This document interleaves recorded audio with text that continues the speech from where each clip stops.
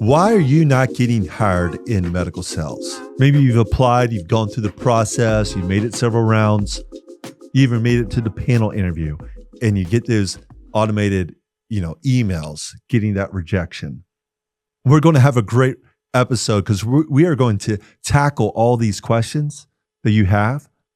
I'm Dave Sterrett. I'm the host of this. I am the host and founder of MedicalSalesU.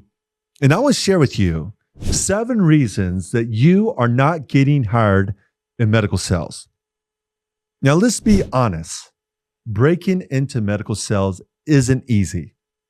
I've coached people into 6-figure careers in pharma, device, genetic testing, diagnostics. They come to me from every background imaginable. That would include like nurses, athletes, teachers, engineers, even VPs who got laid off, even medical doctors, and those who've had years of experience. They're trying to reinvent themselves into a new specialty. And I can tell you this, that the people who don't get hired, they usually make the same mistakes. And that's what we're coaching our members through MedicalSalesU. Now, the good news is this, is that every single one of these can be fixed. I want to share with you 7 reasons of why you may not be getting hired.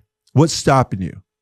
And I think number 1, now I just want to pause here for a second. If this is you who, you haven't had any experience in pharma or medical device, this is going to be a hurdle that is new for you. And I think this is it. Number 1, you did not do the research. So too many people come to me outside of this industry. They reach out to me every day on LinkedIn and they have a call with us. They're considering joining MedicalSalesU. And yet they start complaining. I ask them, well, who are you interviewing with? And they just say, well, I don't quite understand it. And they come from all different backgrounds. They don't understand why they are not getting hired. And after all, they were very successful in another field. And I just want you to take note of this. Just because you were a Division I athlete, a professional baseball player, maybe you won President's Club, maybe you were number 1 in a different area of sales, whether that's, real estate, IT sales, anything. That does not mean that whoever's the hiring manager for medical device or pharma will be impressed. Now, I want you to think about this. Your success stories will not necessarily win the interview. Preparation does. So if you have this can-do attitude, you have to show that you can prepare. If you're interviewing for a role and you cannot discuss and you cannot talk about the company's product that you're interviewing for, the competitors, the clinical data, the clinical trial that received the FDA approval, then here's the truth. You will not get the job. That interview process will be over and you'll get one of those generated responses. Oh, we went with someone who has more experience, or you did not reach our criteria. And they will go with another rep. And you will be questioning like, well, what was it? Now, I want you to be prepared. And I tell this to all of our members, that in that first interview, you need to know the exact name of the drug or the device. If it is a pharmaceutical drug, what was the clinical trial that supported the FDA approval? What were the primary and secondary endpoints of that trial? What are the side effects? What are the adverse events reported? Who are the competitors? How does your product compare? Now, you can use AI for this, but you have to go to the company's website and study the product. And that's what I would tell all of our members in our program to do. See, hiring managers do not want just a go-getter. Hiring managers don't just want a go-getter. They want someone who has studied their world. They want to know, do you know their product?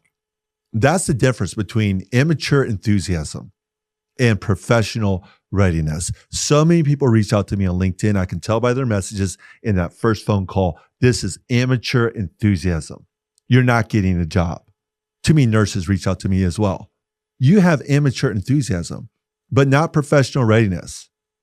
And that brings me to number 2. You are not using LinkedIn the right way. LinkedIn isn't just a digital resume. And I just want to take a moment here. I think some of those who have been seasoned veterans need to really update their LinkedIn game. LinkedIn is not just Facebook 2.0 for boomers. And sometimes it feels like that. I think the biggest mistake is that people become scrollers instead of strategizing. This is true with all social media. You get on social media, you like, you share, and you have no strategy and you waste hours.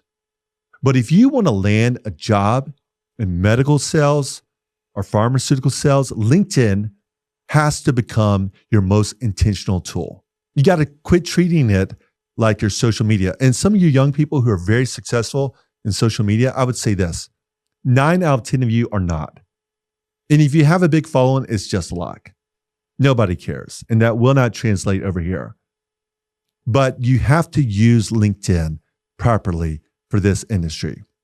So before you interview for a job, you want to network with other employees within the company. Now, LinkedIn can be a tool. It's always better to meet people in person, but LinkedIn is a great place to start. So what you do is you search for the company website that you're wanting to interview for. You click on the company LinkedIn page, and then you click people. So then you put in the tab the exact job title that you're targeting. So if it's pharmaceutical sales specialist, you put that, you put associate device rep, and then you want to add 20 people that day. You have about 100 people that you can add within about a week, and then LinkedIn is going to cut you off. Now, I would say create an Excel spreadsheet. You want to keep tabs on who is accepting your request. Just jot down their name and then go back. And then once they accept it, a few days later, send a short message to them personally and mention something about their profile, something about them. What did you notice about them? Now, send just a short message. And I'm going to say this multiple times.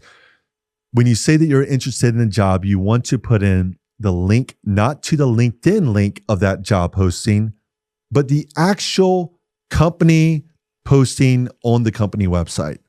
And also include your phone number. So this is going to be, you're going to be trying to close on a phone call with these people. This is networking.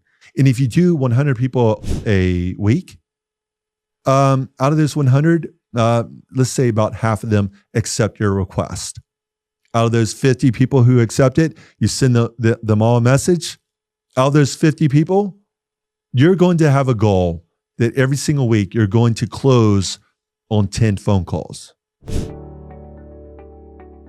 If you're watching this, chances are you're wanting to either break into medical device or pharmaceutical sales, or you're already in the industry and you want to level up to a new specialty like oncology. Those are the two types of people that come to us at MedicalSalesU every day. And I get it because I've been in your shoes. I know the struggles, I know the strategies, and I also know how to succeed. But before I tell you my story, I want you to hear theirs. I'm extremely grateful for Dave Starrett and his program, MedicalSalesU. I highly recommend the program. I just landed an incredible dream job. I'm now making $60,000 more than I was as a pharmacist. Dave gave me valuable insights on how to deliver strong responses using the STAR method, customize my brag book to showcase my strength. One of my favorite parts of the program is the community and other students. Experienced med rep, 14-year med rep, above the age of 40, didn't think I needed help. I'm so glad that I tapped him into the ring to help me. Coming from a technology sales background, I had a strong interest in transitioning into medical device sales, but I had no idea where to start. Dave became a mentor and a guide for me, coaching me through every step of the process. He was able to guide me and support me through about 6 to 12 weeks until I was able to break into medical sales. He prepared me for the interviews and just how to address questions and be in a panel setting. Their struggles are real. I've lived them. When I was 35 years of age, I had degrees in religion and philosophy. I was in the nonprofit sector. I was wanting to make a difference, and I did achieve some success. One of my books hit the Wall Street Journal best-selling list. I was going on mission trips. I was traveling. I was a teacher. I was also a teacher at a private school that paid less than public school teachers. And through this whole process at age 35, I thought my pay is unstable. I want to make a difference, but I need to go somewhere else. I need to find something else where I can make a difference and make more money. These people that you've heard their story, they've been in similar situations where they wanted to make a difference, but they also wanted to make more income. And I want to recommend Dave Sterrett and his coaching program, MedicalSalesU, for anyone looking to break in to medical device sales. I would highly recommend reaching out to Dave and the MedicalSalesU team. I couldn't recommend his program anymore. It's totally worth the investment. I highly recommend him, and I highly recommend MedicalSalesU. You'll learn a lot and do all those things that those books are missing. If you're serious about breaking in, you should reach out to Dave Sterrett and MedicalSalesU. This is more than just a course. This is a mentorship. This is a program in which I will guide you with live interaction, going back and forth, talking about your interview strategies so that you can knock it out of the park, to create your customized business plans that will make you shine in the process. You will have access to softwares to do analytics into the doctors in which you will be calling on. You will bring that data to your interview and you will stand out in the process. I will guide you each step along the way. You'll be encouraged by our community. We all need guidance. We all have blind spots, but I can help you.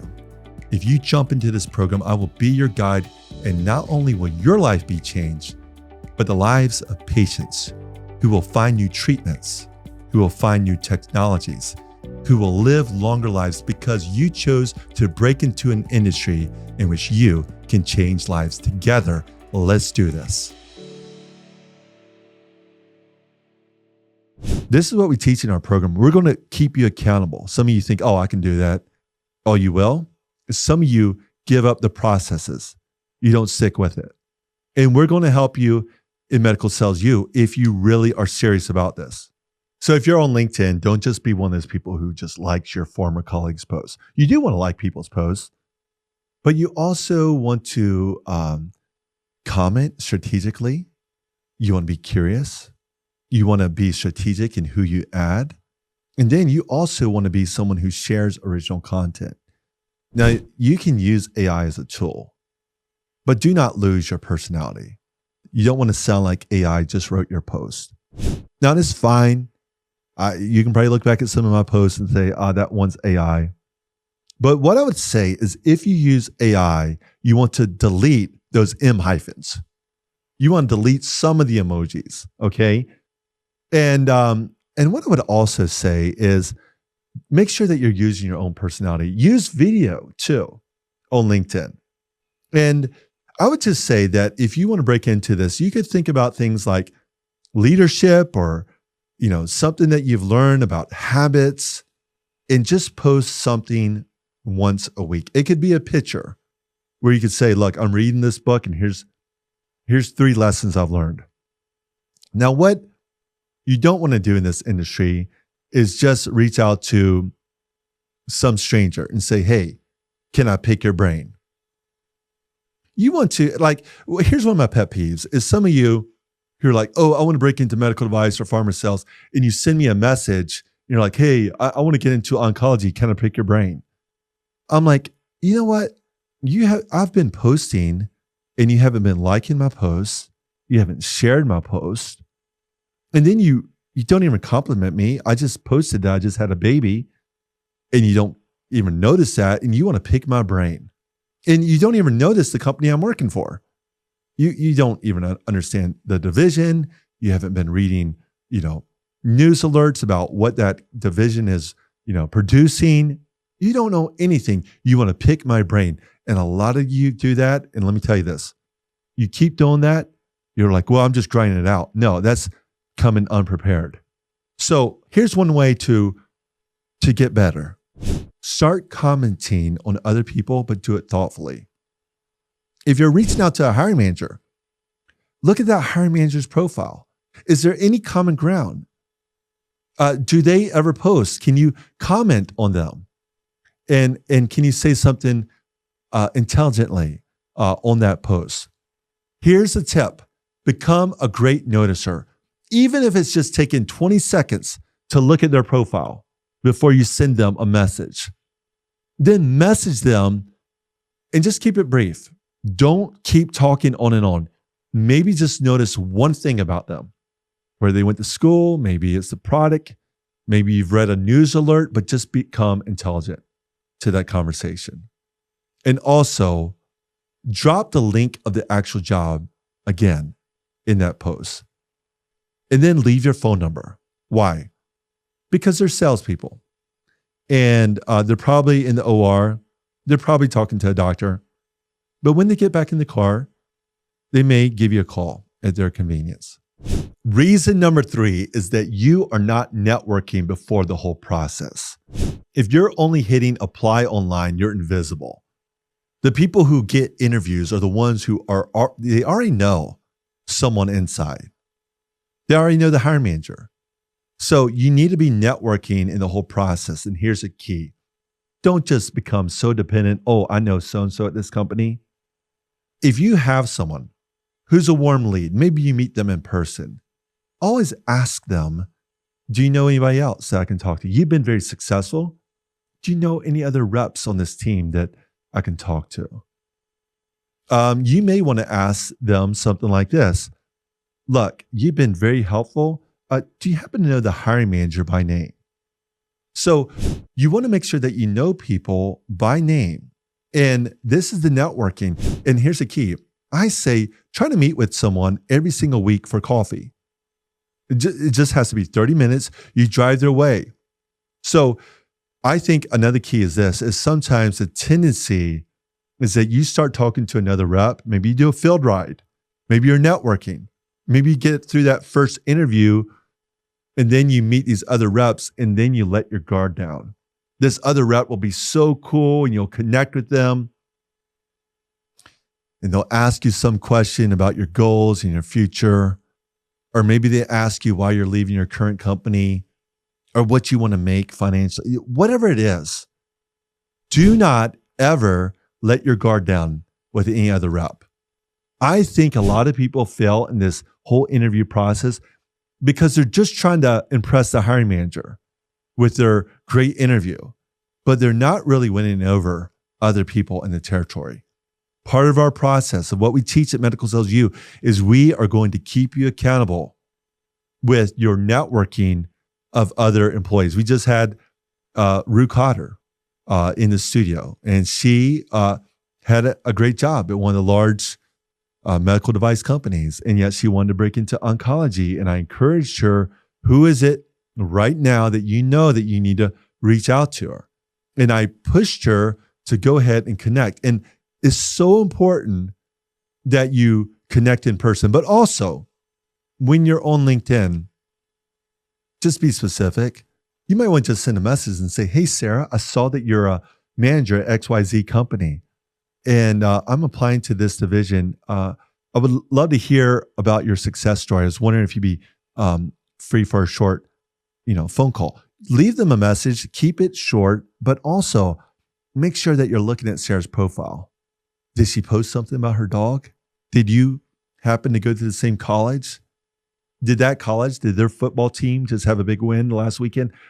Whatever there is, try to connect with them on a personal. And then once you have that phone call or you're texting them, ask for coffee and then be flexible. Maybe offer two days, but then be flexible. You want to drive their way. You want to pay for it. And you want to try to do that every single week to meet with at least one person face to face. It is true that a lot of this is going to take place virtually. So we have to be good both in person and then also virtually. But here's my point. Stop scrolling. Stop telling people that you're picking their brain. Study their profiles and also become a contributor. And that's going to help you get the interview. That brings us to reason number 4, that you are not getting hired. Reason number 4 that you are not getting hired is that you're winging it in the interviews. I see it constantly. Great candidates come, they have years of experience. And even in our prep, in our program, I ask our members, tell me about yourself. And they just wing it. Now in medical sales, the interview is your sales call. You can't wing it. You must prepare and you must practice. You must record yourself because you'll sound differently than what you think you do. We have a whole podcast coming about Tell Me About Yourself. Check it out. I want you to listen to that one. We talk about the PSPT framework. That's what we teach at MedicalSalesU. You want to be personal, but just keep it short with the personal. Start with just one relatable fact or story. Then move into the S, success. Share a measurable unit. Okay, I was ranked number 5 out of 90 reps. Or say something like, I grew the territory by 28%. I won President's Club. Just be specific in that. And then be professional. You want to talk about your skill set and briefly connect your background. And then T is transferable. What you're doing in this Tell Me About Yourself is you're trying to transfer your story to their story. And then when the hiring manager starts asking you the Tell Me About questions, you have to use the STAR framework. S, situation. T, task. A, action. R, result. Always end with a number. Now, here's the thing about virtual interviews. You want to test your setup. Clean background, good lighting, eye level to the camera. Okay, I'm looking right at the camera. Now, you'll be surprised how many people, they fail this. I mean, even at MedicalSalesU, we practice this. We record our members. We do these mock interviews and we break down their filler words. We all have them. I have them too. But it's good for you to adjust your tone. And this will help you build your confidence. It will help you that you can just look right into the camera and tell your story. Because professionals rehearse, amateurs wing it, and it will show in the interview. Reason number 5 is that you are not getting hired because you're passive and you have no system. If you don't track it, you can't improve it. Here's the truth here. A lot of you kind of just got lucky with your first job. Maybe you knew someone, they hired you. And I have this sometimes, even with very successful reps. They reach out to me and they can look back at a time in which they got started and it just kind of fell in their place. A friend interviewed, and it just kind of, maybe it was a friend's friend. And now they're left unemployed and they don't really have a system in place. So I'm going to say this to our members, but I'll say it to you too. If you don't track it, you can't improve it. Most people treat the job search like it's a lottery instead of a business. They apply everywhere. Too many. That's not strategy. That's just luck. You have to treat your job search like it's your future territory. So what we talk about in MedicalSalesU, and I'll encourage it with you too, is to build your practical 7. That's 7 companies that you're actively targeting. You want to track your contacts, your application dates, your follow-ups. When you talk to a rep, hiring manager, check in with them every 7 to 10 days. You got to be wise in this. You have to use, common sense. I say after this, after you apply somewhere and interview, go interview elsewhere. Please just drop the victim mindset saying, I didn't have enough experience. Drop the victim mindset. It's not your age. It's not your background. It's not your ethnicity. It's not your lack of degree. You think you have the job in the bag, but here's the reality. They're not sure. You're still number 2. Here's what happens. You start strong. You impress the team. You fall in love with the one. And then you stop applying elsewhere. And then you start overanalyzing every word. You wait by the phone. It's like the high schooler back when we were dating, right? That kills the energy. That kills the momentum. You're getting too clingy. You've only interviewed with them 3 times. They're not the one. So you need to adopt this mindset. You want to say to yourself and tell them, I want this job, but I don't need this job. Now, you may not tell them that until the right time, but I have used it before. Here's a piece of advice that I would say. After you have a great interview, go apply and interview somewhere else. Run multiple conversations at once. Always have options. Because when you only have the one opportunity, you lose leverage. When you have 4, you gain confidence. Keep moving until you have a signed offer and a start date, period. I look back when I have leverage, when I have multiple job offers, and same with our members, they can negotiate things like sign-on bonus and their salary. We've had people, their salaries in our program increase by $30K from the original offer. Number 7 is this. This is the 7th reason why you are not getting hired in medical, sales, or pharmaceutical, is that you don't see your blind spots. We all have them. I have them. But here's a reason that some people just do not want to hear the truth. Sometimes people call me, they're unemployed, or they want to break into oncology. They know I am, and maybe they have more experience than I do. Maybe they've been in device for 10 years. They call me, and they just don't see their own blind spots. For them, hiring a coach like me is absurd. Now, they have no problem forking out money for their car payment or another degree. It's funny how some people think, oh, well, I'll get an MBA. That might help me, or I'll need to go back and get this degree to help me break into this industry. But to hire a coach, yeah, but what if I could speed up the process and come alongside and keep you accountable in this whole process? We all have blind spots. We all need someone to speak the truth into our lives. We all have them. Everyone has them, but some people never hear the truth. We live in a culture that avoids honesty. I call it toxic empathy, where your friends are like, you're just amazing. It's their loss. And I think sometimes if you don't know the person that well, maybe it's your aunt's friend or maybe it's a family member, sometimes it's weird because they'll want to affirm you and make you feel good, but they're not going to call you out about why you didn't get the job. I'm not lying. I'm not making this up. A couple of days ago, I had someone who's thinking about my program, MedicalSalesU, and she is an 8-time President's Circle winner. She's won. She's got more years of experience than I do, and she's in her 50s. And she asked me the question on the phone, do I look like I could pass for being in my 30s? Now, I've never seen her face to face, but think about the awkwardness that puts me as a man to tell her the truth. And I wish I hadn't done it, but I lied. And I said, oh yeah, you could pass for your 30s. I mean, it's awkward, right? The truth is somebody needs to tell her, no, you look like you're in your 50s. We need someone to tell us the truth.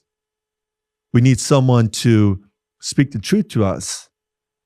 And a lot of times in our society, you might have someone who's your mentor, your friend, your uncle, your cousin, whoever, but they're not walking you through step by step. And here's the truth. In the interview process, legally with HR, they can't tell you those reasons. They can't tell you your true blind spots. And that's why you'll get those generated emails. Oh, we've gone in a different direction. That's why you need a coach. You need someone, even if it's just a small tweak.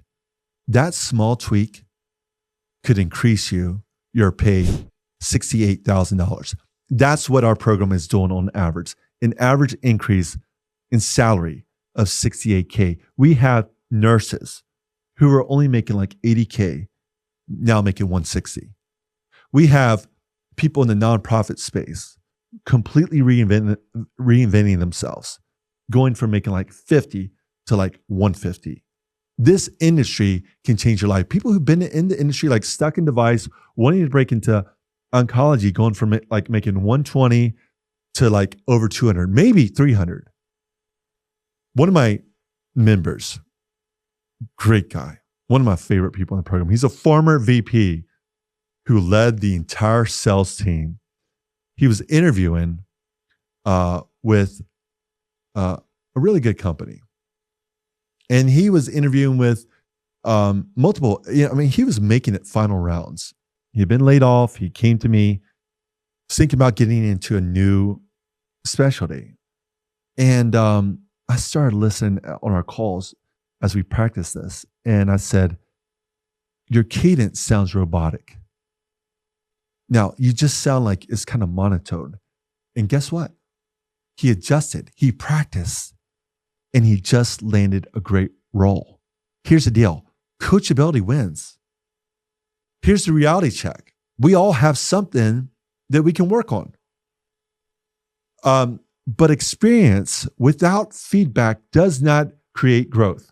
Spending on vacations and gadgets, but not on coaching, is a poverty mindset. It's a poverty mindset that I see a lot of people get stuck in. I was a teacher. I worked in the nonprofit space.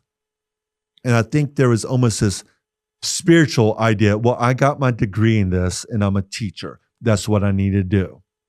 I think sometimes nurses, I love them, it's this idea, I got this degree and then it's looking out there. That's not fair that I work just as hard, but that person out there is making twice as much as me or 3 times as much. But the person who says, you know what? Maybe I need to think differently. Maybe I need a coach who can show me that if I invest in this money, I'm going to get it 10 times back. Winners invest in feedback. So if this is you, hopefully I've given you a few tips for free that might help you. But if you want to go deeper, I would love to have you in our program. I can mentor you. That's what we're doing at MedicalSalesU. Just got a text yesterday from one of our nurses. She tried, and she's going to join the podcast here soon. But she's going from making like 65 to I think like 135 first year. It's possible. She just got brought on to one of the large pharmaceutical companies in oncology. She might even be making a lot more than that. I'll find out soon. And so here's the final takeaway. Getting hired in medical sales is not about luck. It's about strategy. It's about persistence and humility. Luck can sometimes open up doors. But I'm going to give you, let me just summarize some things. Number one, you need to research the company, the product you're interviewing for. You want to connect every single day with 20 people who have that same role. You want to schedule every week a coffee meeting. You want to record and rehearse your PSPT. You want to build your tracker. We have tools that you can use. You want to post once a week on LinkedIn, and then you need to repeat it. The people who win aren't necessarily the smartest. They're the most consistent. They're the most coachable. And if you are ready to level up, I want you to join me at MedicalSalesU. Let me be your guide, because once you fix these 7 things, everything changes.